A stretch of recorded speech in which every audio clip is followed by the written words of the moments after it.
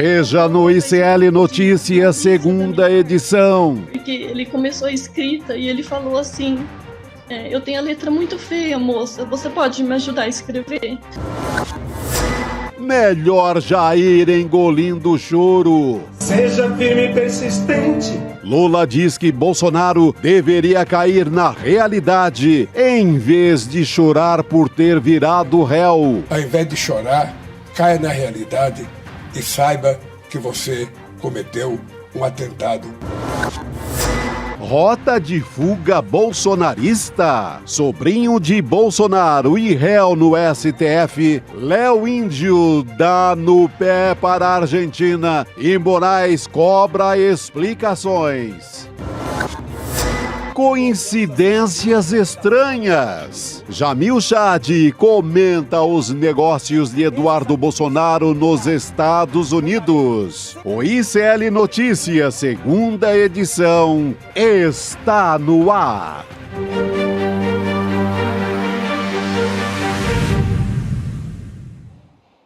Olá, boa tarde. Seja muito bem-vindo, seja muito bem-vinda. ICL Notícias, segunda edição, está no ar. Nós estamos ao vivo nos canais do Instituto Conhecimento Liberta, Eduardo Moreira, no canal da Voz Trabalhadora, no YouTube e também na Pop TV, para você que nos assiste pelo Rio Grande do Sul. Vou dar boa noite para os meus companheiros de bancada. A gente está numa quinta-feira de novidades pós-julgamento de Bolsonaro e seus 7 aliados. Chico Sá, boa tarde, e Juliano Medeiros. Boa tarde. Olha só, que companhia luxuosa. Estreia. Não que ele... Já esteve aqui com a gente. Já andou por aqui, mas agora é para valer. Reestreia. Agora é pra valer.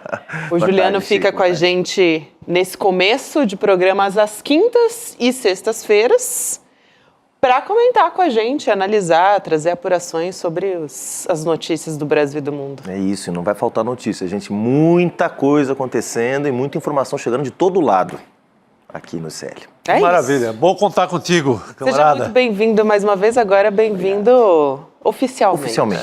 Em breve uma canequinha com a minha cara aqui. Sim, vai ter todo o tratamento luxuoso que merece.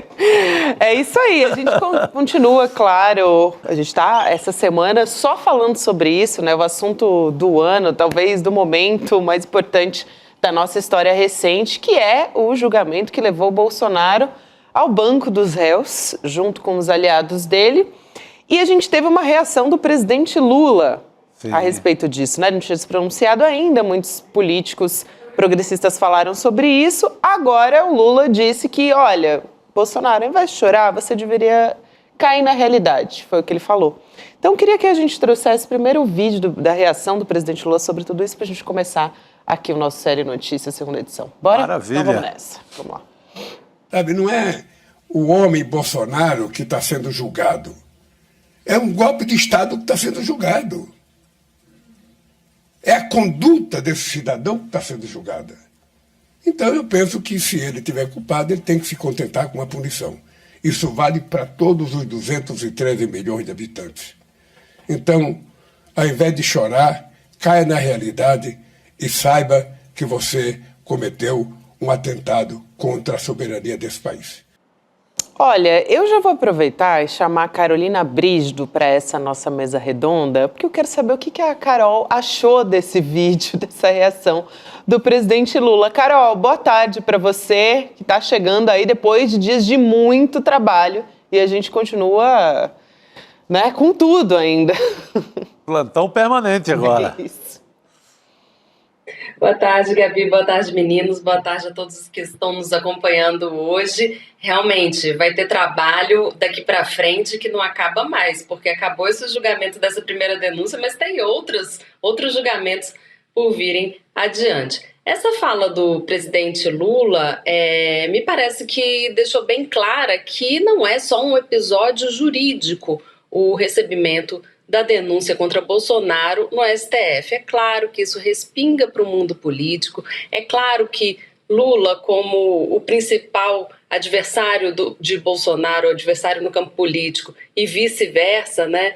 É claro que ele comentaria sobre esse tema Em 2026 vai haver exploração política também desse tema, seja Bolsonaro absolvido ou condenado. Essas acusações, essas frases ditas pelos ministros no julgamento de hoje vão ser usadas no julgamento final também. Devem vir frases bastante duras dos ministros do Supremo.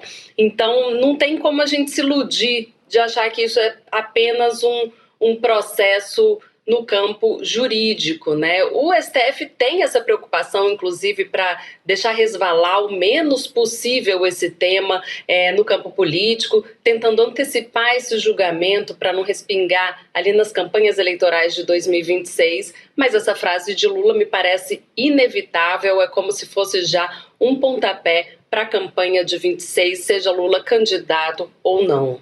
A gente já esperava uma reação como essa do presidente Lula, né, Juliana? Aliás, era só o que todo mundo esperava. Estava demorando, né? Boa tarde, Carol, também. É bom estar com você novamente. Bom, primeiro que o presidente Lula, ele é um chefe de Estado, mas ele é também um ator político. Ele faz política no Brasil, ele é líder de um partido político, ele é líder de uma coalizão. E o principal evento do país nessa última semana foi exatamente esse processo, né, o início do processo que está tornando o Bolsonaro réu por todos esses crimes. Então, que ele não se manifestasse seria uma certa dose de cinismo, né? Achar que o Lula está alheio a tudo que está acontecendo e, como líder de um campo político, de uma coalizão, não se manifestasse. Agora chama atenção, quer dizer, que, claro que tem uma certa ironia na fala do presidente, mas chama atenção, né, a diferença, Chico, Gabi, Carol, da postura do presidente Lula em comparação com a postura do próprio Bolsonaro, quando Lula, lá atrás, quando se tornou réu, né, na 13ª turma de Curitiba, naquela farsa que foi a Lava Jato, a postura muito diferente, né? O Lula enfrentando com altivez o processo, dizendo que queria provar sua inocência, quer participar de todas as etapas. Bolsonaro, ao contrário, parece um pouco perdido, o seu campo político parece desorientado, gente falando embora do país, gente falando dele se esconder numa embaixada. Como é que está o clima aí, Carol, em Brasília, em relação a essa sensação de certa desorientação do campo bolsonarista? Olha, existe, na verdade, uma aparente desorientação, mas politicamente existe uma costura muito intensa ali no Congresso Nacional. Não é à toa que Bolsonaro, em vez de falar, em vez de dar sua declaração à imprensa no Supremo depois do julgamento, ele atravessou a rua, foi para o Congresso para poder dizer para a imprensa especialmente sobre a necessidade de mobilização no Congresso em torno daquele projeto da anistia. Então, existe já uma costura nesse aspecto, já contando que essa condenação é líquida e certa aqui no meio político e também no meio jurídico, e aí agora o esforço é para minimizar o dano ou tentar reverter algum tipo de condenação, claro, indesejada por Bolsonaro. Então existe sim essa costura política em torno da sobrevivência e em torno de viabilizar, pavimentar algum tipo de caminho, não sabemos ainda como, mas algum tipo de caminho para Bolsonaro chegar até as urnas em 2026. Ele parece que ainda não se conformou com a inelegibilidade que já lhe foi imposta e uma possível outra inelegibilidade se vier essa condenação também por tentativa de golpe, porque a gente sabe que condenações de tribunais acima de segunda instância do judiciário, elas são causa de inelegibilidade, né, de acordo com a legislação brasileira. Então ele deve ficar mais uma vez inelegível, deve ser mais uma consequência dessa possível condenação que está por vir no STF. Mas politicamente ele está ali de pé tentando mostrar que ainda tem algum futuro. Ainda não apontou algum outro futuro para as urnas em 2026 em detrimento dele ali na disputa presidencial, porque ele considera que ainda está no jogo. Ô Chico, e até ontem a gente comentou sobre isso, né? O Jair Bolsonaro e o Tarcísio de Freitas estiveram no mesmo podcast dando uma entrevista e o Bolsonaro disse: eu só estou fora do páreo se morrer, né? Basicamente é isso. Exatamente. Ele disse até, escreveu de ontem para hoje, é mais forte ainda, né? Que eu sou o plano A, plano B e plano C. Então, ele tenta se colocar no jogo, mas ele já está fora do jogo por conta do Tribunal Superior Eleitoral. Então, não é nem por conta dessa ação penal que ele vai responder agora.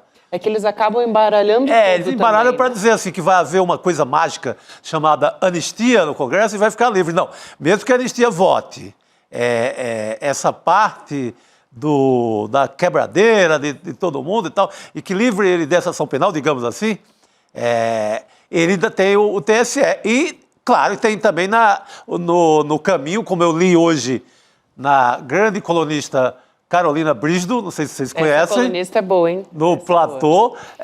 Também não vai ser fácil a vida, mesmo com o projeto de anistia passando no Congresso, né, Carol? Chico, que bom saber. É você que está me lendo, então tá ótimo. Todo dia. Sim. Essa história de anistia tem um fôlego muito curto, na verdade, né? Porque ela está sendo negociada ali no campo político, pode ser que seja aprovada na Câmara, o governo agora, os partidos ligados ao governo já admitem essa possibilidade de aprovação de um projeto anistiando gente que não foi nem ainda julgada pelo Supremo Tribunal Federal. Mas o que acontece? Se esse projeto passa lá, ele pode ser vetado ainda por Lula. E se esse veto cair no Congresso, é claro que os partidos ligados ao governo, ou mesmo a Procuradoria-Geral da República, vai questionar isso, vai questionar a constitucionalidade desse tipo de medida aonde? Lá no STF, o próprio tribunal que decidiu as condenações e que deve decidir outras condenações ainda de pessoas envolvidas em golpe de Estado no Brasil. Então é claro que esse mesmo STF que condenou esse grupo de 8 de janeiro e deve condenar ainda também esse núcleo duro da trama golpista, é claro que o STF não vai deixar que a anistia seja aprovada dessa forma. A chance de cair no STF é considerada como uma certeza absoluta pelos ministros do Supremo. Então, isso é muito mais uma pressão política para tentar acuar o Supremo e tentar também acuar o governo, né, no campo político, do que um plano que tenha um destino jurídico favorável pela frente. Falando nisso, Juliana, eu queria chamar também um trecho da fala do presidente Lula, especificamente sobre isso, sobre anistia, né, dizendo que é uma confissão de culpa. Ele já falou isso outras vezes, então vamos assistir esse vídeo e a gente volta a comentar aqui. Vamos lá.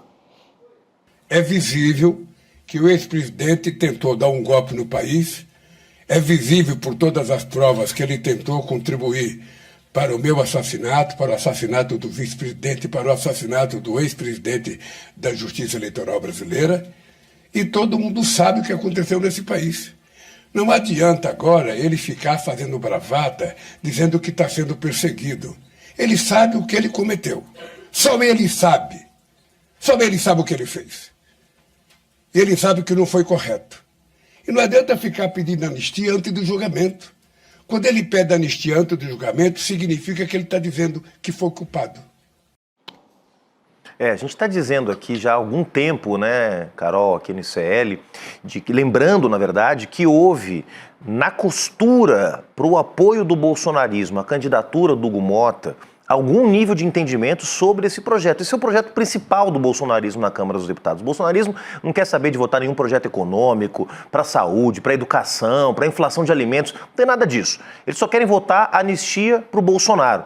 E a gente já denunciou aqui em outras edições do ICL que parte do acordo com o Hugo Mota, não sabemos também se com o Davi Alcolumbre, o Davi Alcolumbre já mostrou mais resistência a esse assunto aí, mas que o Hugo Mota teria sinalizado que permitiria que o projeto andasse. A questão é se vai ter votos e mais, por que o Congresso Nacional, ou especialmente a Câmara dos Deputados, votaria uma lei como essa sabendo que há altas chances dela ser inviabilizada, seja por um veto presidencial, seja por uma decisão do Supremo. Em outras palavras, nós estamos diante do risco de uma bolsonarização da Câmara dos Deputados, ou seja, o Centrão migrando para o bolsonarismo, porque só isso justificaria aprovar uma lei como essa no momento que o país tem outras prioridades, né?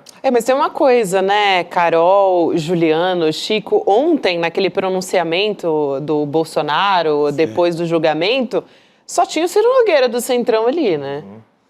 Só tinha o Ciro Nogueira. Ninguém expressivo, nem o Valdemar Costa Neto, presidente do partido, vazou. Eu acho que está dando graças a Deus que ficou livre da denúncia do PGR, né? O Hugo Mota disse hoje que é zero a chance falou de que é zero. É zero. Ainda ali, sob o efeito da viagem ao Japão, né, que ele estava com Lula, falou que era zero a chance de votar. Eu acho que tem uma pressão muito grande, tido como a única chance, né, desse bolsonarismo todo aí, mas eu creio que é difícil votar, é difícil passar. O Centrão está num compasso de espera ali, né, mas começa a se reaproximar com o Lula mais do que num ritmo avançado. Teve essa viagem, uma demonstração, né? Tem Centrão nesse Boeing aí que viaja para o Japão com o Lula. Eu acho difícil passar, mas é a única. Eles apostam toda a vida política deles esse ano está nesse projeto. Não passa se o Centrão não quiser, né, Carol? Sim, tem um detalhe importante ali, tem um componente importante, uma coisa que poderia convencer, né, assim, quebrar o coração de Hugo Mota seria se tivesse realmente uma grande conclamação ali na população, se as pessoas realmente se reunissem, fizessem uma multidão na porta do Congresso pedindo anistia para essas pessoas que foram e que devem ser condenadas pelo STF. Mas se a gente se lembrar, a última vez que Bolsonaro chamou 1 milhão de pessoas para a rua, ele conseguiu reunir 18 mil, de acordo com a conta que fez a Universidade de São Paulo. Então, é muito pouco provável que agora, ele sendo réu, ele consiga reunir ainda mais gente em torno dele. Ele chamou ontem para uma manifestação na rua, agora dia 3, chamou os apoiadores, convocou essas pessoas, já sabendo que se tiver muita gente na rua, é claro que o Congresso se compadece da mobilização popular e pode mudar a pauta de votação. Mas pelo que a gente tem visto, é pouco provável que o bolsonarismo consiga reunir agora, nesse momento de revés, mais apoiadores em torno de Bolsonaro do que conseguiu 2 semanas atrás. E o ambiente político, Gabi, se me permite, claro, também começa a melhorar para o governo Lula. A pesquisa que saiu hoje, pesquisa IPESP, ainda mostra uma desaprovação maior que a aprovação, mas já parou de cair a aprovação do governo, já há um quadro de estabilidade. Se as medidas tomadas pelo governo para enfrentar a inflação de alimentos e outros problemas que o governo tem enfrentado, que o país tem enfrentado, na verdade, forem eficientes, o ambiente para que o bolsonarismo retome a iniciativa política, retome o protagonismo, vão ser ainda menores essas condições, né, Chico? Estava muito, esse bolsonarismo assanhado estava segurando muito politicamente em torno da inflação dos alimentos. O que se viu aí de janeiro, fevereiro principalmente, né, assanhou a turma. Assanhou, criou uma campanha, eles largaram o discurso dos costumes e foram todos para um discurso econômico, atacaram bastante o governo. O governo vinha desgastado com uma série de pesquisas desde novembro, dezembro. Então foi um grande momento, digamos, da oposição. Crise do Pix, né? Crise do Pix, que foi outro ponto, fez um estrago miserável, né, na imagem do governo. Mas agora já é um governo com pautas como a isenção para quem ganha até 5 mil, já é um governo com isenção de impostos para importação de alimentos. Você pega alguns produtos que já começaram a cair, como o arroz, então é outro cenário. Aquele fôlego que a oposição teve começa a esvaziar. Eu queria lembrar também, aqui como a gente está falando de anistia, a gente está falando com uma especialista, né, na área do judiciário e também que tem a proximidade nas apurações e nas andanças pelo Supremo Tribunal Federal, que a imprensa também tem discutido o quanto os próprios ministros não deixariam avançar, né, um eventual perdão especificamente a Bolsonaro, já pegando o caso de Daniel Silveira como exemplo, que, aliás, está sendo pautado também, né, Carol? Mas acho importante lembrar, eles já têm isso no radar com o exemplo anterior, enfim, de que o indulto que foi concedido na época pelo Bolsonaro a Daniel Silveira, enfim, já abre esse alerta em relação à inconstitucionalidade dessa medida, né? Certamente. O Supremo Tribunal Federal condenou Daniel Silveira a mais de 8 anos de prisão e logo na sequência o então presidente Jair Bolsonaro editou um indulto, que não é anistia, mas é um tipo de perdão também. E aí, na sequência, o próprio STF foi lá e derrubou esse indulto. Detalhe, no caso do Daniel Silveira, os crimes eram muito menos graves do que os crimes que estão sendo julgados agora. Naquela época, ele foi condenado ali por incitar a violência contra o ministro do Supremo, por atacar ministros do Supremo e também a instituição. Nesse caso do 8 de janeiro, vamos lembrar que a proporção é, assim, muitos andares acima. Ontem, no julgamento do STF, o ministro Alexandre de Moraes, ele exibiu um vídeo com imagens do 8 de janeiro, com imagens de atos violentos nas ruas de Brasília, inclusive no dia da diplomação de Lula e Alckmin no TSE, mostrando que aquilo ali não era uma brincadeira, não era um simples ataque, não era um simples xingamento, não era uma ofensa a ministros do Supremo. Era uma tentativa de tomar à força o poder legitimamente constituído no Brasil. Então, isso é muito mais grave do que o caso Daniel Silveira. Portanto, se naquele caso não teve espaço para perdão, nesse caso, menos ainda.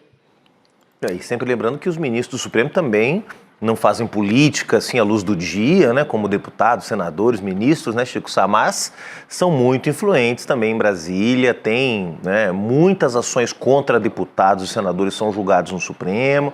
Então, se eles quiserem fazer naufragar um projeto de anistia, caso haja um ambiente na Câmara, no Senado, para uma votação, eles também têm força para isso. Tem força, você pode pegar a lista de deputados, de parlamentares no geral, que dependem de alguma forma de julgamentos do STF, é gigante. Aliás, hoje reentrou um personagem importantíssimo da política nacional, que é o Gilberto Kassab. Ele volta para uma lista de políticos processados no STF. Então, esse jogo não é tão fácil assim para a Câmara também, não. O próprio Arthur Lira tem também pendências, e já foi favorecido em demasia em outras situações, pelo Gilmar Mendes, por exemplo. Então, não é um jogo fácil pro parlamento ali e pro pau, sabe? Tem suas buchas lá para ser resolvidas. Eu quero trazer ainda aqui, a gente está falando dos ministros do Supremo Tribunal Federal, especificamente o caso do ministro Luiz Fux, como, vamos dizer assim, uma faísca, Carol, de esperança, né, para o Jair Bolsonaro e para os aliados do Bolsonaro, né? A gente viu, teve o termômetro, e a própria Carol chamou atenção nessa cobertura do julgamento do quanto a derrota ali é praticamente certa, porque a gente tem, mesmo na divergência, muitas vezes no voto, os ministros concordaram em praticamente tudo, né?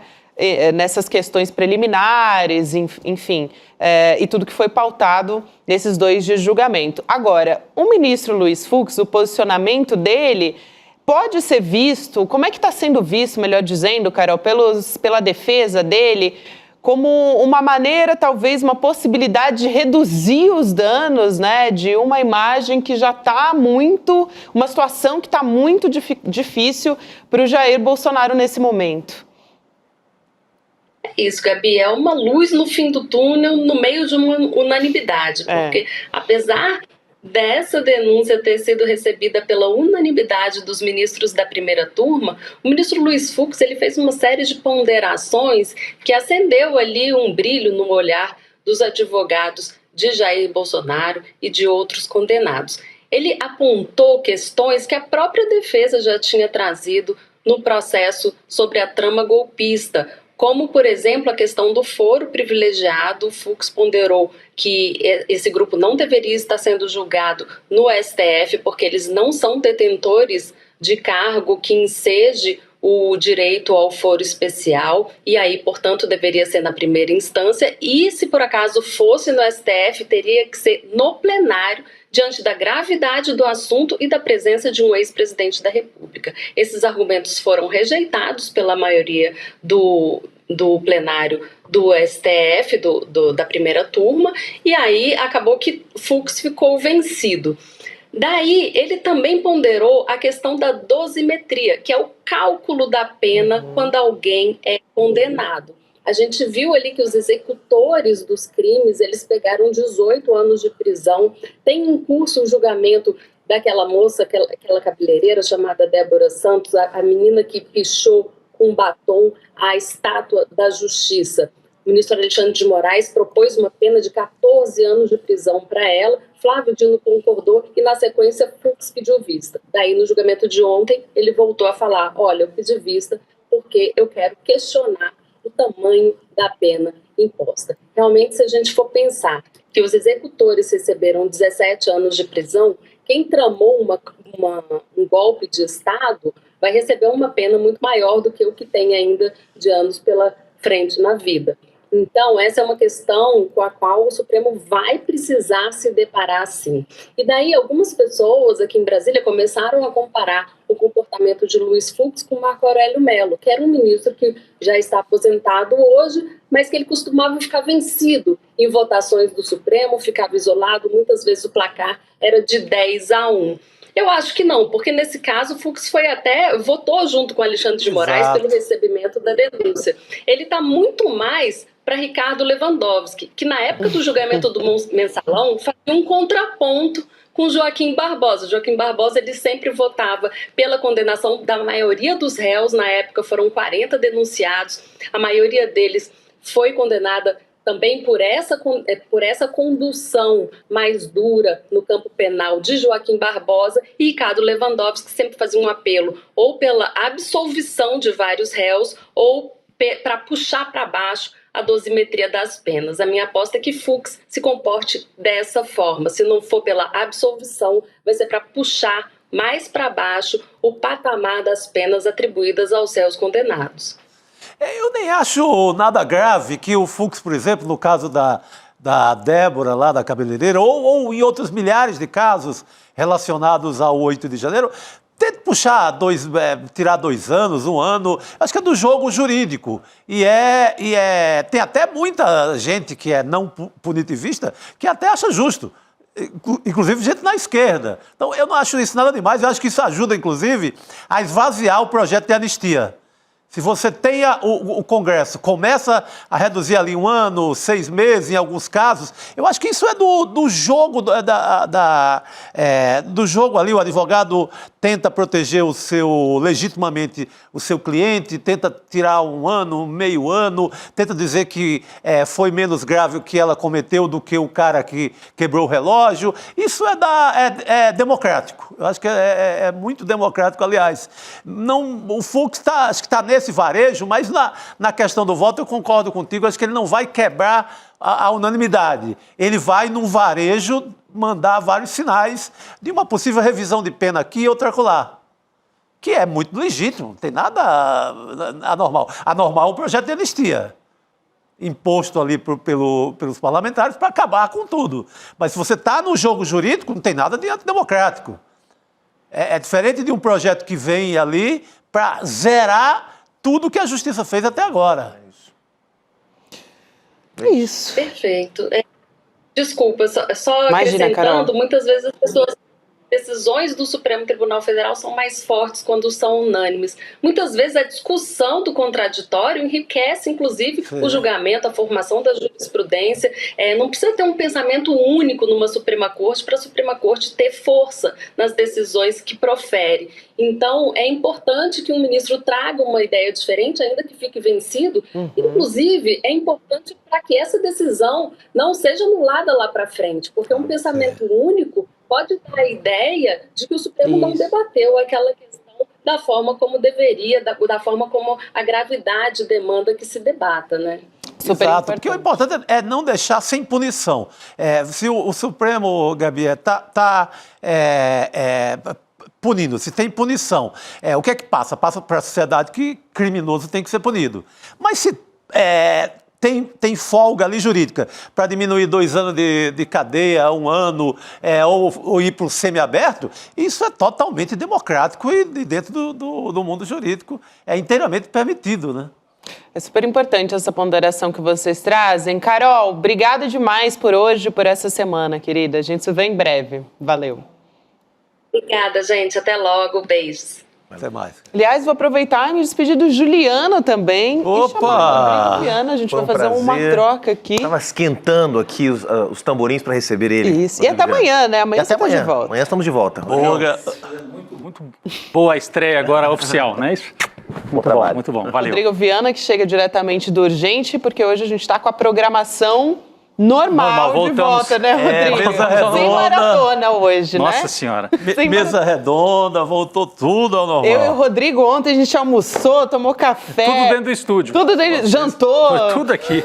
O tudo dia junto. inteiro com a notícia, né? O dia inteiro de notícias. Agora, Rodrigo já adiantou, para quem começa a tarde com a gente, já fica bem informado sobre tudo. Aqui a gente aprofunda as notícias, né? Isso. E o Icélio, gente, você e a Laura já contaram a respeito do Léo Índio, né? Aquele primo da família Bolsonaro, que tem notícias, tem novidades sobre ele logo depois do Bolsonaro virar réu. Então, interessante, porque o ministro Alexandre de Moraes deu um prazo de 48 horas, pediu uma explicação para ele, na verdade, né? Para que a defesa do Léo Índio, que é aquele sobrinho do Bolsonaro, explique o que é o vídeo que ele divulgou dizendo que ele está na Argentina, né? Para explicar um pouquinho essa história, para quem não se lembra, o Léo Índio é réu na primeira turma do STF. Interessante, né? Coincidência, na primeira turma também. Por tentativa de golpe, porque ele estava lá no 8 de janeiro, divulgou Tem imagens. fotografia dele lá, Tem fotografia. Ontem ele mandou um vídeo para uma rádio no Paraná, dizendo que ele está na Argentina há 22 dias. E no meio, né, desse julgamento todo. Então, assim, no vídeo, o Léo Índio, ele fez críticas ao PL. A Hugo Mota, o novo presidente da Câmara, que a gente conversou aqui, já falou, chance zero de pautar a anistia. Então, ele fez uma crítica à Câmara dos Deputados por, na avaliação dele, ele não está dando prioridade para esse projeto de anistia no Congresso. Claro, é do interesse dele justamente porque ele estava lá no 8 de janeiro. Agora, Rodrigo, Chico, o Léo Índio, ele não está proibido de deixar o país. Agora, o receio, porque ele tem medidas cautelares em todo esse processo, e o receio é uma eventual fuga, como outros já fizeram também, né? Sim, ele está na condição de réu. Réu ele já é. Assim como o Bolsonaro virou réu ontem, e o Léo Índio já tinha virado réu antes por participar, Chico, das manifestações, da balbúrdia, dos ataques à sede dos três poderes. Então, ele é réu e um réu que aparece num outro país. Então, hoje o Alexandre de Moraes deu 48 horas, como a Gabi contou aqui pra gente, para que a defesa do Léo Índio diga, escuta, ele está passeando, está tirando férias, resolveu trabalhar um pouco lá, porque a família não é muito chegada a trabalhar, mas de repente arrumou um emprego na Argentina. O que ele está fazendo na Argentina? Ou ele fugiu, avisem. Então, ele é considerado, então, vai ser julgado à revelia, porque tem isso, né? Se o réu foge, ele vira réu revel. Réu julgado à revelia. É isso que o Supremo pede que a defesa do Léo Índio explique. Então é uma família, tem família busca-pé e tem a família que dá no pé. Essa deu no pé. Essa daí eu vou ter que dar os créditos, né? Pro Rogério Jordão. Rogério Jordão, nosso... Vamos chamar o Guilherme Amado para ele falar sobre essa tal família, Rodrigo. Aí o Guilherme Amado. Fala, Chico. Não, o que achei maluco ele meio que se anuncia como foragido. O foragido normalmente... Fica quieto. Usa ali em seu benefício, inclusive o sumiço do noticiário. Não, estranho ele liga para uma rádio da rede do Ratinho. Da rede do Ratinho e se orgulhando de estar foragido. Sim. Acho que ele se julgou assim, um personagem político importante e quis fazer um ato político. Eu estou na Argentina... Quase que uma provocação. No dia que o tio dele vira réu, ele fala... e manda um recado para o Congresso, que eu acho que é tentando pressionar. Ele também não tem estatura moral para pressionar o Congresso, que fala que está demorando muito esse projeto de anistia, vamos votar aí, sabe? É que do interesse dele, né, mas Amado? Tratando como moleque, né, Amado? Boa tarde. Tratando pra o Congresso você, como um bando de moleque. Vota aí, pô, tá demorando. Sacanagem, convidar o Guilherme Amado para começar falando do Léo Índio, né? Que situação, hein, Guilherme? Mas ele tem informação, tem informação, então não tem jeito. Então, ele deu essa entrevista para uma rádio de Cascavel ontem, e no Noticiário Nacional teria passado batido, não fosse a Bruna Lima, que trabalha comigo, que uma fonte dela ouviu a entrevista e foi quem noticiou. No Noticiário Nacional não tinha saído, a gente deu às 2 da manhã, E assim a história nacionalmente circulou. E na entrevista, ele, como vocês falaram, se orgulha de ter ido para a Argentina, se diz foragido, claramente, e é importante esse comportamento dele foi importante para não confundir sobre nenhum aspecto com o Felipe Martins, que desapareceu, fez questão de não deixar rastro nenhum, tinha o registro dele de entrada nos Estados Unidos, e depois, que surpresa, eu não estava nos Estados Unidos, e enfim, causou a confusão que causou. O Léo Índio, pelo menos, gravou um vídeo dizendo, não, eu fugi, eu vim para a Argentina para deixar bem claro para todo mundo qual é o objetivo dele. Agora, não tem expressividade política nenhuma, nem para a família. Você vê, a família não moveu, não fez nada, não se solidarizaram, em momento nenhum sequer esboçaram uma reação para a fuga do primo. Mas, enfim, é o segundo Bolsonaro que foge, 3 ainda moram no país. Vamos ver aí o que vai acontecer. Diz alguma coisa, né? O Carlos Bolsonaro anda sumidão também, né? O Carluxo, não é assim? Ontem não apareceu lá naquela... mas nesses dias ele voltou a twittar. Agora já com um Carlos Bolsonaro menos delirante, com umas mensagens no X, assim, até com algum sentido, o que é bastante estranho. Ele tá num momento de serenidade, porque não é mais aquela loucura que misturava disco voador com política e etc, não. Muito bem. É isso. Eu acho que tem um cenário ali, né, que é muito preocupante, que é o da uma possível fuga do próprio Jair, né? Claro, nós Bolsonaro, queremos chegar aí, né? Para escapar, eventualmente, claro, se tiver um pedido de prisão. Ontem a gente falou muito sobre isso com juristas, né? Enfim, o Amado também certamente tem apuração a respeito disso, sobre como está o entorno do Bolsonaro. O fato é que ele já foi aconselhado, o próprio Eduardo foi para, de repente, se precisar, pedir um asilo na Embaixada dos Estados Unidos em Brasília, né, para pedir. Mas até a Polícia Federal, os investigadores da Polícia Federal, os ministros do Supremo, o Tribunal Federal também têm traçado cenários ali nos bastidores. Quer dizer, eles contam com essa possibilidade de fuga do Bolsonaro, né, para escapar da prisão se ele precisar disso, né? Se ele for condenado também, quando a gente chegar ao final desse processo, imaginando que ele seja condenado por tentativa de golpe de Estado também. Agora, tem um cenário possível até de saída pela Argentina. Um desses cenários é esse, né, Amado? E aí isso sacramentaria na testa da família essa fama de fujões. Agora, não me surpreenderia em nada que o Bolsonaro fizesse isso. Agora, politicamente, para ele ia ser muito ruim, porque no momento que ele sai do país, a mensagem que ele manda, não que todos os eleitores dele vão se importar com isso, mas ele vai mandar essa mensagem de completo descaso com o regramento do país. Tem uma comparação aí inevitável a ser feita com o Lula, que discordava também das decisões sobre ele, né, da prisão, da manutenção da prisão, mas foi preso, se apresentou, começou a cumprir pena e no regramento jurídico recorreu, acreditou nas instituições do país que ele tinha governado, enfim, e acabou com o processo dele anulado. O Bolsonaro, ao fazer isso, o que ele está dizendo é o seguinte: olha, eu não reconheço legitimidade nesse sistema judicial para me julgar e me condenar. Tem que ver o timing também, né, Chico, Guilherme, Gabi?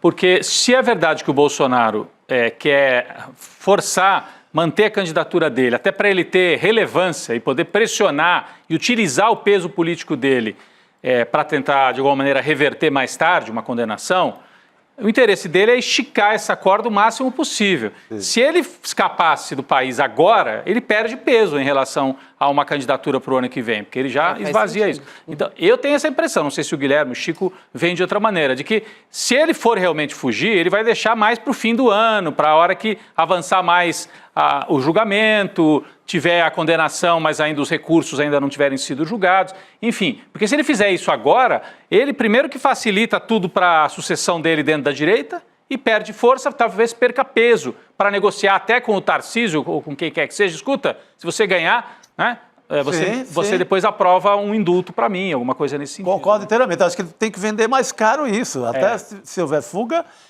lá para o final da história, ali na reta final do julgamento. Não agora. Até para transferir esse eleitorado dele, para negociar um indulto, negociar ministro com o candidato de direita, que está todo mundo querendo o voto dele. Sim. Tem o Zema está querendo, o Ratinho está querendo, o Tarcísio. Há uma gincana aí por esse voto bolsonarista. O Tarcísio está num exercício maluco de equilíbrio para não desagradá-lo, ou não desagradar o bolsonarismo. Então, é um voto que tem esse valor.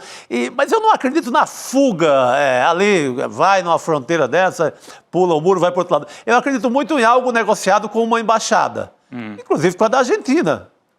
Ou dos Estados Unidos ou da Argentina, né? Parece. Agora, para a Polícia Federal e para o Supremo, pega muito mal. Por isso que eles têm, obrigatoriamente, que colocar alguém no pé o tempo inteiro.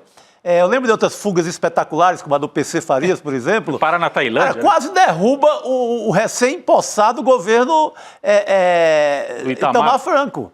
O Maurício Correia, então ministro do Itamar, da Justiça, caiu. Muita gente caiu o diretor de Polícia Federal. Assim, causa um estrago muito grande se você desaparece assim do dia para a noite. Na frente, cadê? Não tinha ninguém de butuca aí, de tocaia nesse cara que é réu. Então, eu acho que esse cuidado está acontecendo, mas eu acredito mais numa via negociada. Agora, eu não sei, o Guilherme acompanha mais esse bastidor. Guilherme, você acha que tem equipes da Polícia Federal fazendo campanha o tempo todo, acompanhando, sabendo onde é que está o Jair Bolsonaro? Pode-se fazer isso, já que ele... Agora ele é réu, né? Então tem que ter um acompanhamento, já que ele é o centro, né? Oficialmente, o centro de uma organização criminosa em julgamento no Supremo Tribunal, né? Eu não sei se há... também não sei se do ponto de vista legal, se isso seria permitido.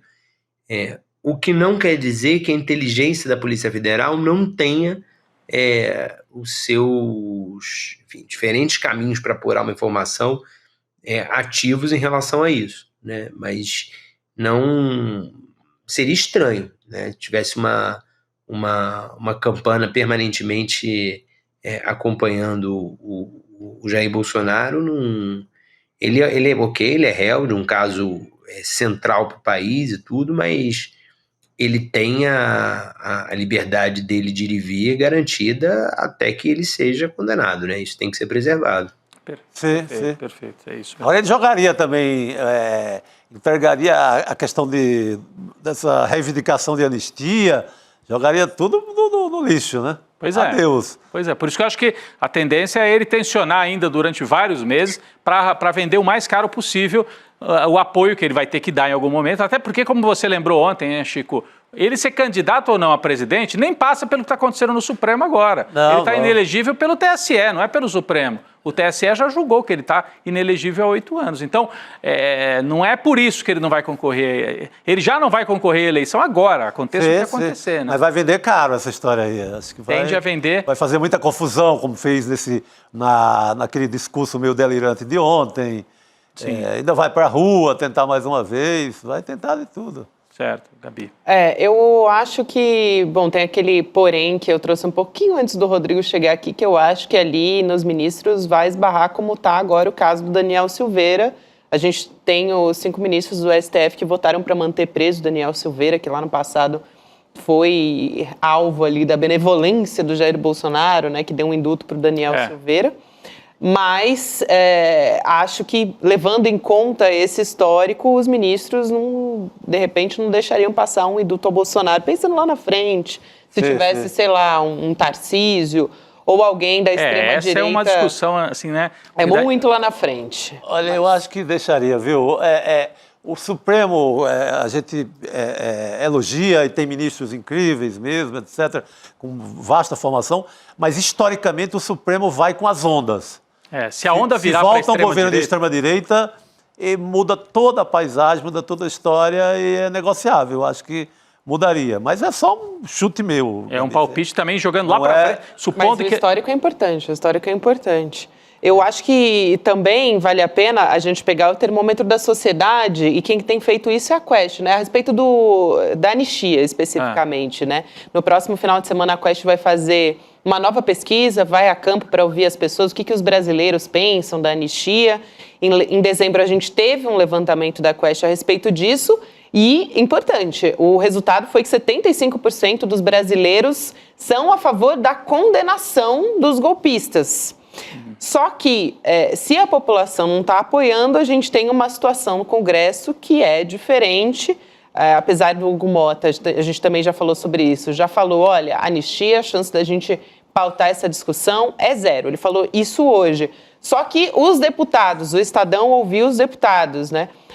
E ouviu que 1/3 dos deputados na Câmara são a favor da anistia. Então, no fim das contas, tem todo esse componente, né, político, Amado, e da nossa própria sociedade também, sobre como o Congresso e como a sociedade está vendo essa discussão. Na matéria que você destacou ali na tela, se a gente puder colocar de novo, antes de passar para o Amado, rapidinho, a pesquisa Quest anterior apontava que 48%, ali, 48% disseram que Bolsonaro participou do plano de golpe. Que então, é um outro componente da pesquisa, isso, né? Então, quer dizer, quase metade concordam que ele participou e, portanto, eu imagino, concordam que ele deva ser julgado e tal, responsabilizado pelo que aconteceu. Tem 34% que o isentam, que é talvez o tamanho do bolsonarismo forte, raiz. Tem um pedaço que até pode votar no Bolsonaro contra o Lula, mas também não é super bolsonarista. Então, tá ali quase metade, né, na última pesquisa. Vamos ver como é que sai esta, do próximo fim de semana, você falou, né, Gabi, que sai uma nova pesquisa Quest, né, sobre... Eles vão a campo no próximo final de semana, né? Deve sair na semana que vem, no início da semana que vem. Então, isso daí pode ser um termômetro para o Congresso, né, que está aí se movimentando para decidir se pauta ou não a anistia, né? Amado, você acredita nessa jura que veio aí de alguns interlocutores do presidente da Câmara de que não vai colocar o projeto em votação? Lembrando que ele está com o Lula na viagem, né? Deve ter conversado bastante com o Lula na ida lá para o Japão, né, Guilherme? Acho que a questão que falta para a anistia é apoio popular, né? Não tem apoio popular. Ele agora vai fazer está convocando para um ato na Paulista, vai ser um novo teste, né? O Rio de Janeiro foi muito mal. Vamos ver na Paulista como é que vai ser. Alguns bolsonaristas, alguns aliados dele mais próximos, criticaram o fato de ter sido no Rio de Janeiro, disseram que ele tinha que ter feito direto na Paulista, porque na Paulista, obviamente, tem mais gente, por São Paulo tem mais gente, né? Mas, enfim, vamos ver como é que vai ser São Paulo. No início do ano, em 1º de fevereiro, no dia da eleição da presidência da Câmara e do Senado, eu entrevistei o Sóstenes Cavalcante, que é líder do PL, e falei da impopularidade da pauta. E aí ele virou e falou assim, sim, mas essa casa já aprovou muitas pautas impopulares, a reforma da Previdência. E aprovou. A gente tem que ter coragem de fazer o certo, mesmo que seja impopular. Quer dizer, eles reconhecem que é impopular. Agora, é impopular, você tem um governo contra, assim, aí começa muita dificuldade, né? E além disso tem a questão, vamos lembrar, o PGR já se manifestou numa ocasião, num evento de que ele participou aqui em Brasília, eu dei notícia sobre isso na ocasião, foi no ano passado, de que a anistia seria, na visão dele, inconstitucional, um projeto inconstitucional. Ou seja, se aprovado, ele vai ao Supremo contra essa anistia. Ô, Amado, eu queria aproveitar a sua presença aqui. Antes, a gente conversava com a Carolina Brígido a respeito do Luiz Fux, né, do julgamento da primeira turma. Ele sinalizou uma divergência. Aliás, teve uma pauta ali, quando a gente estava falando das questões preliminares, que foi o único voto divergente. Nos demais, houve divergência em outras discussões, mas o voto acabou seguindo dos colegas ministros, né? mas ele demonstrou um incômodo quando ele estava falando de dosimetria de pena. Ele trouxe o caso da cabeleireira, a Débora, que teve o caso da estátua, que são 5 crimes. Eu não gosto nem de falar que é o caso do batom, enfim, é o que as pessoas lembram, mas fica parecendo que é só o batom na estátua, e não é, né? Ela está sendo acusada de 5 crimes diferentes. Mas fato é que ele estava fazendo um questionamento sobre a dosimetria da pena, lembrando o caso dela. Eu queria te perguntar como é que tem sido a sua apuração ali nos bastidores com as defesas dos réus, né? Agora a gente não está mais falando dos acusados, a gente está falando dos réus nesse julgamento. Eles podem utilizar, de alguma maneira, essa argumentação do ministro Luiz Fux? Como é que eles podem utilizar, dentro desse processo, esse argumento do ministro para, de repente, né, ter algum tipo de luz no fim do túnel, algum tipo de benefício nesse julgamento? Olha, eu tô com o que a Carol falou, eu acho que é bom, o dissenso é bom para o fim das contas.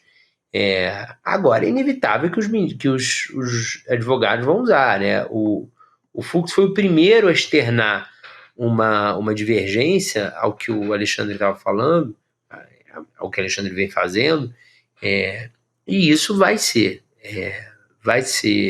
explorado, claramente. E eu acho que se tiver mais debate, isso qualifica a decisão.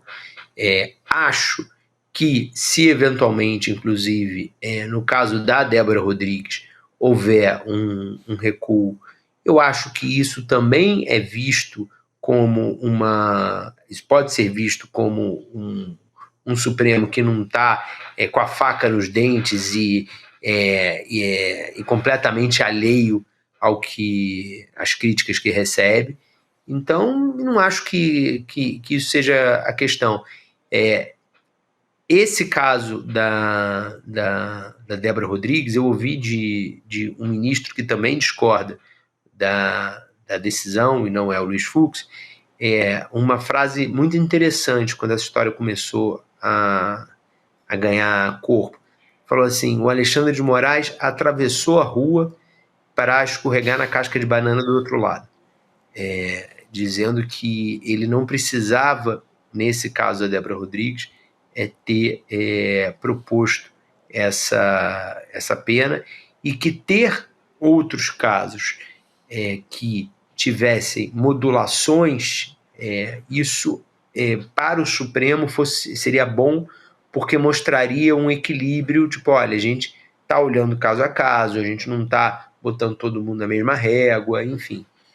Se esse caso evoluir, eu acho que vai ter mais debate, sim. Muito bem, Guilherme Amado, obrigada por hoje, querido, bem-vindo de volta, bom ter você com a gente aí, apurando tudo e trazendo novidades de Brasília, porque, olha, vão ser muitas nesses tempos. Valeu, querido. Muito bom. Boa noite. Valeu, querido. gente, obrigado. Bom programa para vocês. Obrigada demais, a gente segue aqui. A gente estava falando a respeito do ministro Luiz Fux, né, dessa divergência, Chico, Rodrigo. Ele também, eu acho que é o caso mais importante, a gente estava falando a respeito da divergência dele no voto, de fato, né, porque ele queria que o caso fosse a plenário e não ficasse na primeira turma, né, foi nisso que ele divergiu dos colegas. Mas esse caso do julgamento da cabeleireira, Débora Rodrigues dos Santos, o Xandão e o Dino, eles votaram por 14 anos de prisão, e aí o ministro Luiz Fux pediu vista nessa história, né? O Moraes levantou o sigilo de um depoimento da Débora à Justiça, ela está presa desde março de 2023, e ela disse, aí a gente tem aí a fala da própria Débora, né? Ela disse que ela não fazia ideia do bem financeiro e simbólico da estátua Justiça, que foi aquela que ela escreveu, Perdeu Mané. Vamos assistir esse vídeo para a gente poder comentar? Vamos lá, então. Dizer que não foi nada premeditado. Eu sou uma cidadã do bem, que eu fui aos atos e não imaginava que ia ser tão conturbados desse jeito que foi, mas eu fui por conta própria, de ônibus, né? E quando eu me deparei lá em Brasília, lá no movimento, eu não fazia ideia do bem financeiro e do bem simbólico daquela estátua. quando eu estava lá, já tinha uma pessoa fazendo a pichação. E ele faltou talvez um pouco de malícia da minha parte, porque ele começou a escrita e ele falou assim: eu tenho a letra muito feia, moça, você pode me ajudar a escrever? E aí eu continuei fazendo a escrita. Aí ela pedindo, enfim, clemência, né? É um pedido de clemência, de clemência. Eu acho ela assim, pediu perdão ao Estado Democrático de Direito, não está no ela trecho, reconhece mas cometer ela o fala. crime, os 14 anos não são pelo batom, a gente tem que deixar isso bem claro. Somatória de penas de 5 crimes. O Cacá, ela estava na legião golpista, então é crime de golpe de Estado. Sim. O batom é um detalhe nessa história. Que ali seria o dano ao patrimônio público, seria a pichação, que é uma pena de 2 anos. Acrescentou mais 2 anos. O Cacá escreveu um artigo hoje, o Cacá que nos visitou hoje aqui, veio fazer uma entrevista com o Chico Pinheiro. Ele escreveu, olha, a partir de agora conseguiram transformar esse batom numa coisa tão que significa perdão, que eu vou aconselhar qualquer pessoa a andar com batom e cometer qualquer crime, porque não, estava só escrevendo de batom alguma coisa. Escrevendo com batom. Mas olha, o próprio Alexandre de Moraes, as penas dele são baixas. Tem os casos emblemáticos, o cara que quebra o relógio, etc. Mas ontem ele apresentou, quase 50% das penas é até 1 ano de prisão. Fora aquele povo todo lá, quase 500, que teve não persecução da pena. Sim. Também saiu livre. Vai fazer apenas um cursinho de democracia e ficar fora das redes sociais por 2 anos. Então, a maioria das pessoas ou tiveram penas baixas de até 1 ano, 48% até 1 ano. Ou seja, nem vai para a cadeia, porque pena de 1 ano nem vai... não é regime fechado em momento algum. Então, acho que essa discussão, acho que ela é muito saudável. Se cai essa pena 2, 3 anos, não acho nada demais, sabe? Eu acho que ela vai reforçar, ela vai enfraquecer o projeto de anistia. Exatamente. Se você reduz... Agora, aí a pergunta fica, por que vai reduzir a pena só da Solange, né, que ela chama? Débora. Só da Débora, que é a cabeleireira, né? E não vai reduzir dos outros. E qual o critério para reduzir? Talvez tirar um dos crimes? Eu não sei.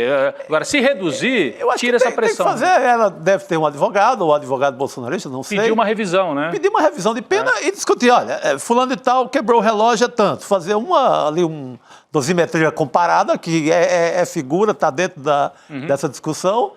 Se o cara quebra o relógio, se o cara joga a viatura da polícia como jogaram dentro daquela poça lá, daquele relógio, espelho d'água, é a palavra certa. Esse é tanto, porque esse não tanto, por que eu não diminui 1 ano aqui em cada crime e desce isso para 10? Entendeu? Eu acho que isso é legal que aconteça isso. E está gerando uma comoção toda no entorno desse caso, mas fato é, né? A gente já teve votos de 2 ministros. Como está na primeira turma, tem mais um voto só para formar maioria. Sim. E aí o ministro Luiz Fux pediu vista, depois ele vai votar e tal. Mas a Débora, ela tem, como a gente falou, são 5 crimes. Tem diversas provas ali contra ela, e lógico, esse vídeo vai ser muito utilizado, eu acho, pelos bolsonaristas para utilizar ela como um símbolo de vítima e tal. Mas ela estava na frente dos quartéis, ela estava nesses grupos que estavam ali conscientemente planejando esse atentado ali no 8 de janeiro. Então, quer dizer, não foi o ato do batom que aquela pessoa pediu para mim que a letra dele era não sei o quê. Na verdade, era uma conjunção, né, de crimes que levaram até isso. Agora, Gabi, posso trazer aqui um aspecto político para essa questão da anistia? Eu estava querendo, desde a hora que eu cheguei aqui... E que tem a ver com esse caso. Tem a ver com isso, né? Claro. Porque uma coisa é discutir o caso específico da cabeleireira, do batom na estátua. Outro é o projeto de anistia, que é amplo, dos bolsonaristas. E está uma pressão muito grande. Hoje o Hugo Mota, presidente da Câmara, teria dito através de interlocutores que não vai colocar em votação, mas ele está pressionado pelos bolsonaristas. Então tem todo um termômetro aí. A maior parte da população parece que não quer anistia, né? Então isso é importante também. E há um fato que eu acho que a gente tem que prestar atenção. Nesse quebra-cabeça, o PL dá 90 votos aí pela anistia. Como é que fica o Centrão? Como é que fica o PSD, o partido do Kassab? Que tem gente a favor da anistia e gente contra. Olha só, gente, essa matéria aqui é muito interessante. Essa matéria do Metrópolis, do Igor Gadelha, chama a atenção para o fato de que, há pouco tempo, o ministro Alexandre de Moraes trouxe para o Supremo de volta um caso de julgamento do Guilherme do Kassab, né? O Kassab tem um julgamento que tinha ido para a primeira instância. No dia 19 de março, o Moraes ordenou que a investigação por corrupção passiva, Caixa 2 e lavagem de dinheiro, que é oriunda da Lava Jato, retorne para o STF, né, a fim de ser relatada novamente. Então, olha a pressão que está sobre o Kassab. Você acha que ele tem interesse de confrontar o Supremo nesse momento? Quer dizer, o Supremo não quer anistia. O Kassab tem uma investigação contra ele de volta no Supremo. O PSD, que também não está morrendo de amores por aprovar a anistia, certamente vai tirar o pé do acelerador da anistia. É interessante isso, porque o Bolsonaro citou nominalmente o Kassab naquele domingo, manifestação para dizer, não, agora a gente fez... Ele não usou a palavra acordo, né? Mas disse que estava de bem com o Kassab, me acertei com o Kassab, né? Então, o Kassab, pressionado contra, o Republicanos, que é o partido ligado à Igreja Universal, e do Hugo Mota, mais interessado em acordos com Lula.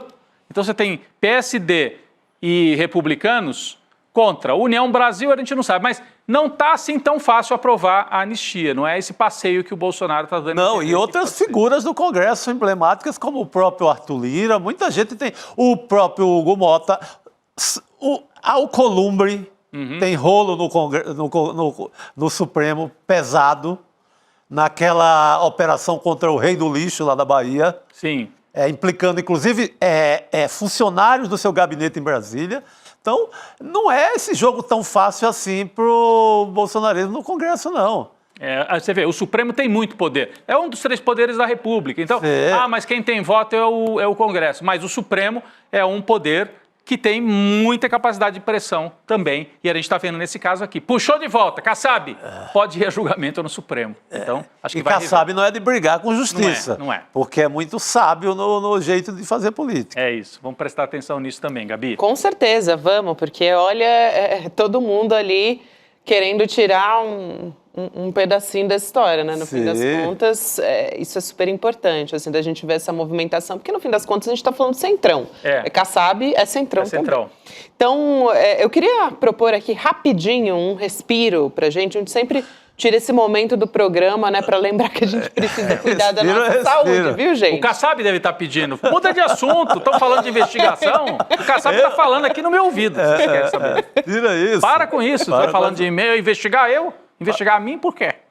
Eu não sei imitar o Kassab. Eu vou trazer aqui uma pessoa, é um político difícil de imitar, o humorista mas sofre ali. Mas a gente tem aqui alguém de muito talento que consegue muito. Fica falando aqui no meu ouvido como se fosse o Kassab. Impressionante. Impressionante. Eu também ouvi a voz aqui no meu ouvido. É isso mesmo. A voz de Kassab. É isso mesmo.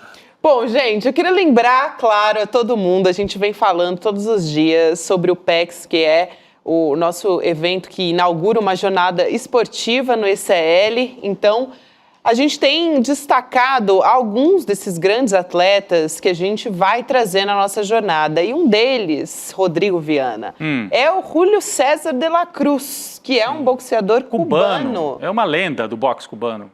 Ele é multicampeão, né? Então, é alguém que pode trazer, já conquistou diversos títulos olímpicos, mundiais, enfim. Então, ele, na geração dele do boxe, é um grande exemplo pra gente. Então, a gente vai trazer uma dessas lendas aqui do esporte, que eu tô citando agora, mas tem outras. Tem a Formiga, tem Joana Maranhão, né? A gente inaugura no domingo essa conversa com o Mark Allen, que é também uma unanimidade no esporte de alto rendimento. Então, tudo que a gente pode aprender com ele, com a Joana. E também a gente tem o Marco Schultz neste domingo junto com a gente, que já dá aula de yoga há mais de 25 anos, né? Então você pode garantir sua vaga de graça para acompanhar a gente em icln2.com.br, 2 segundinhos que você ou aponta o celular aí para a tela, no QR Code, ou então escreve rapidinho no seu navegador enquanto está ouvindo a gente aqui no ICL. Praticamente deixar o e-mail, né, para ser avisado ali de que está chegando a hora. É isso. E além de ter acesso a conteúdos como esse, também apoia o nosso jornalismo aqui, que é independente, para a gente fazer coberturas fantásticas como essa que a gente fez, né? Exato. Nesses 2 últimos dias, Rodrigo. E eu estava lembrando, o Júlio de la Cruz, ele lutou e foi medalha de ouro no Rio de Janeiro, nas Olimpíadas do Rio, entre outras. Mas ele é medalhista de ouro aqui no Brasil. Por isso que eu lembrava bem dele, eu estava só querendo conferir se era ele mesmo. Eu cobri a Olimpíada no Rio e o Julio de la Cruz, uma das grandes conquistas, e vai estar aqui, é um dos personagens desta série de entrevistas sobre a psicologia do esporte, a mente e o esporte. É isso, Gabi. É isso. Muito bem, a gente volta, depois desse respiro, para o nosso noticiário, para falar sobre extrema-direita, mais especificamente sobre um Bolsonaro que não está em terras brasileiras, Eduardo Bolsonaro, que está nos Estados Unidos, apuração de Jamil Chad, que vem aqui conversar com a gente, mas basicamente ele apurou, estou fazendo um resumo do resumo, mas Jamil que vai explicar tintim por tintim para a gente, mas ele apurou que uma empresa holding, que é a Braz Global, em nome do Eduardo Bolsonaro nos Estados Unidos, foi fechada no mesmo dia em que foram encerradas as atividades de uma outra companhia no Texas. Só que elas têm, essas duas empresas, uma coincidência, que é a participação do Paulo Generoso, que é um influenciador, é um empresário, que estava nos acampamentos do 8 de janeiro, nos acampamentos que pediam, nos acampamentos golpistas. A gente tem o documento, a gente colocou agora aqui na tela, que é um documento da abertura dessa empresa,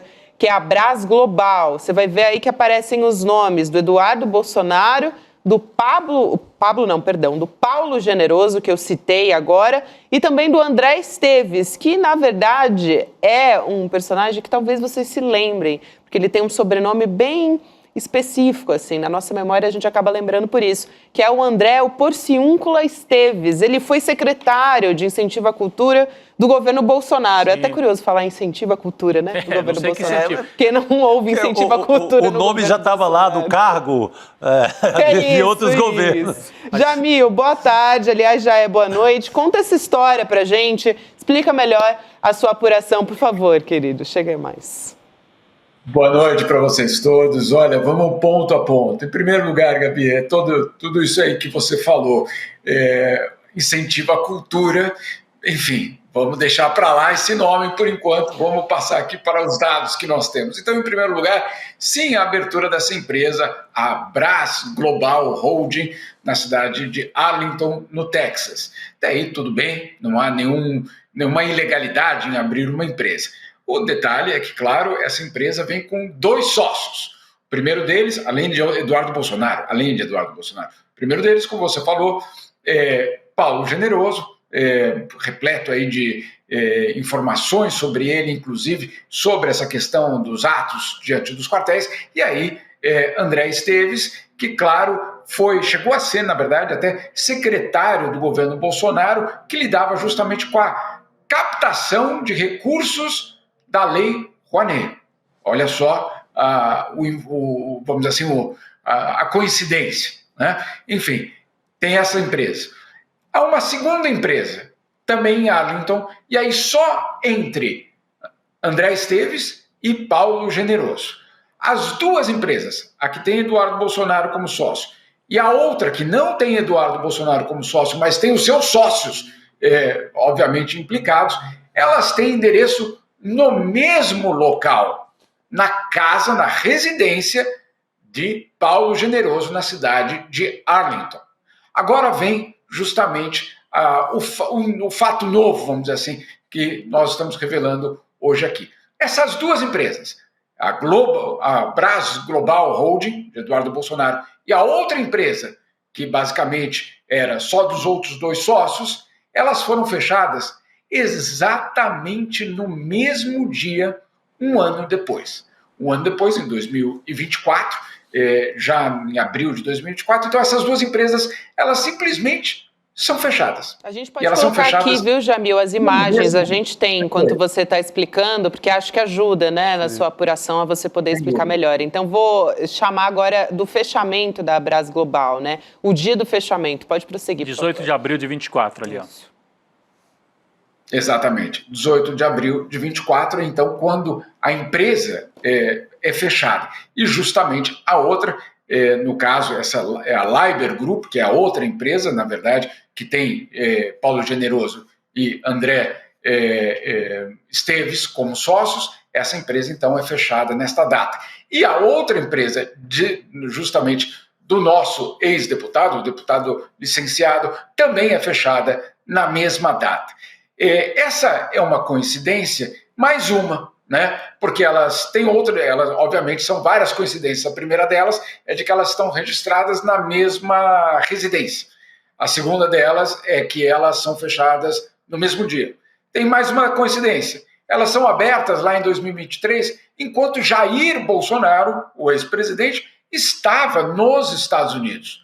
Também é só uma coincidência, né? Enfim, aqui são alguns dados dessa apuração, dados de uma empresa, basicamente de Eduardo Bolsonaro, que, no caso, está nos Estados Unidos ainda. Essas empresas já foram fechadas, mas o que chama a atenção é o fato de que, claro, essas duas empresas de sócios foram todas fechadas no mesmo dia. Há um outro elemento ainda, o fato de que nenhuma dessas duas empresas traz a sua função social. Afinal de contas, elas serviam o quê? Vendiam banana? Era uma empresa de telefone? Fazia consultoria para melhorar a eficiência energética de uma cidade? O que é que elas faziam? Não há nenhum tipo de referência, nem na empresa de Eduardo Bolsonaro, nem na empresa dos seus sócios, sobre a função social dessas empresas, enfim, de que ramo elas eram, né? O ICL, aqui nós sabemos qual é o ramo, ou qual é a atuação do ICL. Agora, o que faziam essas duas empresas? Em nenhum dos documentos, em nenhum registro civil, existe uma explicação sobre o que elas fazem. Posso fazer só uma perguntinha antes? Eu sei que a Gabi quer trazer um fato novo, que também acabou de ser divulgado lá na coluna do Jamil Chad. Mas, Jamil, como você falou logo no começo da sua participação, não há crime em abrir empresa, fechar empresa. Você está trazendo algumas coincidências, algumas assim, alguns estranhamentos, e é para se estranhar mesmo. Por que o Bolsonaro, o Eduardo, tinha uma empresa com sede na casa de outra pessoa, né? Que é esse Paulo Generoso, etc, etc. Agora, o fato delas terem sido abertas quando o Jair estava nos Estados Unidos, coloca um ponto de interrogação. Tem relação com o Jair Bolsonaro? O que dá para a gente afirmar sobre isso? Ou esse é o caminho que agora tem que ser investigado? E talvez tenha a ver com isso que a Gabi vai trazer agora. Porque essa empresa, se você diz, não sabemos para que elas serviam. Elas negociavam o quê? Mas sabemos que ela movimentava dinheiro. Uns milhares, né? Mais especificamente, então, mais de 800 mil reais a empresa que contava com o Eduardo Bolsonaro como sócio, a operação do Jamil, que ele vai poder explicar pra gente a partir de agora, mas movimentou pelo menos 800 mil reais antes dela fechar, né? Foi um empréstimo, não é isso, Jamil, pelo que eu vi? Um empréstimo para uma empresa de uma terceira pessoa, é isso? Vamos por partes. Primeiro, por que pelo menos? Porque é o único contrato que, pelo menos por enquanto, nós tivemos acesso, né? Então, pode ser mais? Certamente. Agora, não está claro se é um empréstimo. Há uma movimentação de 804 mil reais, se fosse na taxa de hoje, 140 mil dólares, entre a empresa que tinha Eduardo Bolsonaro como sócio e uma outra empresa americana, terceiros. Neste documento, há uma referência também, Rodrigo, a lotes em uma outra cidade, também nos Estados Unidos. Então, não há uma clareza se isso é um empréstimo, se isso é um pagamento, uma quitação, o que é exatamente essa movimentação. O que há, claramente, é uma movimentação, sim, de 140 mil dólares que passam justamente da empresa de Eduardo Bolsonaro para essa outra empresa também no Texas.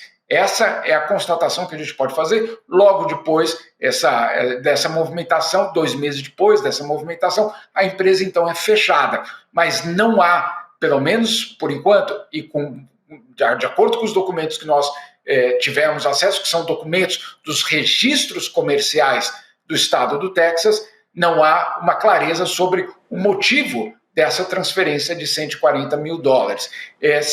Pode ser um empréstimo? Pode ser um empréstimo, mas ali fica claro que existe também uma relação com lotes de terras. Ou seja, há ainda, obviamente, uma dúvida. Eu evito, Rodrigo, especular, chegar a conclusões. Nós apenas temos esses documentos. Os documentos indicam, então, que elas foram abertas, que os sócios coincidem, que pagamentos foram feitos e que elas foram fechadas no mesmo dia, além do fato de que elas estão registradas na mesma residência. Não se trata de uma loja, de um escritório, é uma residência. Então, são esses dados. Agora, respondendo à tua pergunta, Rodrigo, tem alguma relação com a existência dessas empresas enquanto Jair Bolsonaro estava nos Estados Unidos? Insisto, nós não podemos dar esse salto, vamos dizer assim, conclusivo. Mas essas empresas são formadas, em primeiro lugar, pelo filho do ex-presidente, por um influenciador, Paulo Generoso, que estava nas portas dos quartéis ali depois da eleição, ou seja, alguém implicado com o bolsonarismo. E 3, por um ex-funcionário ou assessor do próprio governo de Jair Bolsonaro enquanto ele era presidente. Então, são empresas que têm nos seus sócios, entre os seus sócios, pessoas ou muito próximas, ou da família, ou apoiadores. Perfeito. Do próprio ex-presidente. Chico. E como se trata de uma família cujos negócios são, no mínimo, para dizer o mínimo, misteriosos desde o começo, desde o Jair Bolsonaro como vereador da cidade do Rio. A Juliana Dalpiva descreve a natureza, a forma como esses negócios são feitos a partir da política, desde ele vereador no Rio de Janeiro até a saída da presidência da República. Como é uma família que conseguiu acumular 107 imóveis, e você pega a maioria desses imóveis, não tem uma origem clara, é evidente de onde saiu o dinheiro. O Jamil já está falando de lotes aí, eu entendo que sejam lotes de terra, né? Então essa matéria, essa reportagem do Jamil, ela é muito importante nesse histórico da família. Sim, claro. É uma família que tem rolo e mais rolo, aquisição e mais aquisição de imóveis e de bens, incluindo a mansão do Flávio Bolsonaro em Brasília, que ele diz comprou por 6 milhões financiada de um banco público de Brasília, o BRB, e que achar qualquer corretor de imóvel em Brasília vai dizer que não custa menos do que 18 milhões. Eu e o Eduardo Moreira fizemos aqui, ainda no início, ali nos primórdios do ICL, uma apuração rápida ali, ligando para imobiliárias em Brasília, ali, ligando a Quente. ICL Urgente, já era o nascedouro do ICL Urgente. Assim, todo e qualquer corretor da cidade, ou pessoas com bastante conhecimento, diziam, não, isso aqui está brincando, eu compro, se ele quiser, eu compro por 10 milhões agora. Então, a gente está falando dessa família, destes personagens. Então, você pega e lê a reportagem do Jamil, ela tem que ser lida com essa bula. Com esse histórico. É isso aí, tudo bem. E eu acho que o Chico tem toda a razão de colocar isso nesse contexto, porque de repente é a globalização, né, dessas atividades. Aliás, o nome da empresa, né, Global, né, não sei o que, Global ali. Global, Brás Global, né, Brás Global. Então, vamos ver o que isso tudo quer dizer. Insisto que no termo, pelo menos 800 mil, né, pelo menos por quê? Porque esse é um contrato que nós tivemos acesso, insisto, registros oficiais. Nós aqui não estamos falando de um vazamento ilegal, não. São os documentos oficiais do Registro Civil Comercial do Estado do Texas. Perfeito. Então não há nada de um hacker ou não é nada disso. São os documentos oficiais. Muito bom. Ô Jamil, aproveitando a sua presença aqui, eu acho que é muito importante a gente lembrar do Eduardo Bolsonaro, vamos dizer assim, né, coordenando essa ofensiva da extrema-direita, o que ele já faz há bastante tempo.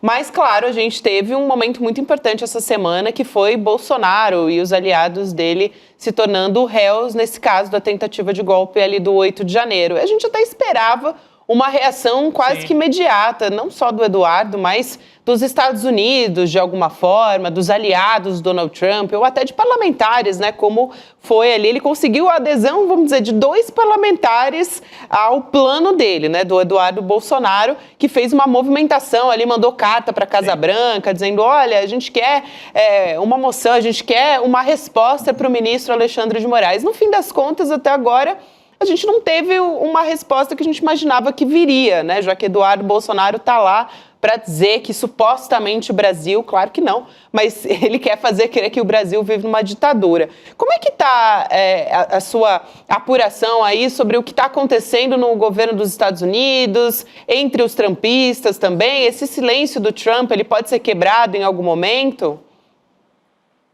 Pode. Vamos lá, vamos por partes também, Gabi. Em primeiro lugar, o que é essa matéria, o que é esse silêncio oficial do governo americano? O que aconteceu depois da decisão de ontem do STF? Obviamente, fui procurar o Departamento de Estado norte-americano. O Departamento de Estado norte-americano disse que não comentaria e me pediu para entrar em contato com a Embaixada dos Estados Unidos em Brasília. Então, eu entro em contato com a Embaixada dos Estados Unidos em Brasília e, alguns instantes depois, a Embaixada, então, me retorna num e-mail dizendo que, por ser uma questão judicial doméstica, eles não comentariam. Quase fiquei surpreso, porque olha quanto respeito à soberania. Né? Precisava avisar o pessoal da Groenlândia, do Panamá e de tantos outros lugares que estão sendo atacados na sua soberania, que quando é um assunto de doméstico, então não tocam. Não, estou brincando aqui, obviamente, mas o tema é muito sério. Então, da parte oficial do Departamento de Estado, não haveria comentário. Agora, o que é que nós sabemos, Gabi? Que existe, sim, dentro da Casa Branca, uma pressão muito grande para que o governo de Donald Trump faça uma declaração ou, além, adote medidas contra, eventualmente, Alexandre de Moraes, Gonê e outros. Quais são essas medidas? O que existe no cardápio? Existe o fato de que eles podem, vamos dizer assim, perder o visto para os Estados Unidos, que, sinceramente, claro, eu estou aqui, posso dizer tranquilamente, tem mais 190 países no mundo que eles podem percorrer, ou seja, né, é um ato sério da parte do governo americano, certamente, mas não é dissuasivo o suficiente. Né? Ninguém acha aqui nos Estados Unidos que você tirar o visto de alguém, então vai evitar que aquela pessoa tome essa ou aquela decisão. Agora, quais são as outras opções? Também tem a opção de ir além e, eventualmente, fazer algum tipo de sanção financeira. Sanção financeira não só dos bens dessas pessoas nos Estados Unidos, mas sancionar, por exemplo, qualquer banco que tenha uma conta de Alexandre de Moraes. Né? E aí, claro, isso cria uma situação muito complicada, porque vamos imaginar um banco que, claro, tem as suas ações aqui na Bolsa de Nova York. Se ele tiver uma conta de Alexandre de Moraes, esse banco pode ser alvo de algum tipo de retaliação dos Estados Unidos. Então, isso sim poderia ser algo complicado, isso sim poderia ter algum tipo de impacto. Agora, dito isso, por enquanto, esse silêncio do governo americano pode ter algumas explicações. A primeira delas é que, eventualmente, a resposta ou a atitude pode vir daqueles canais extraoficiais. Quem são os extraoficiais? Elon Musk, né? E tantos outros ali daquela base que podem ser usados como canal paralelo para fazer essa chantagem, fazer esse tipo de pressão.